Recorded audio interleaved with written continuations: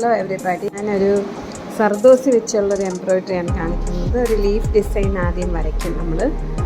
എന്നിട്ട് cutting tube ഉപയോഗിച്ചിട്ട് ആദ്യം നമ്മളിങ്ങനെ സ്റ്റെം പോലെ കൊടുക്കും. പിന്നെ ലീഫിനായിട്ട് നമ്മൾ ഇതേപോലത്തെ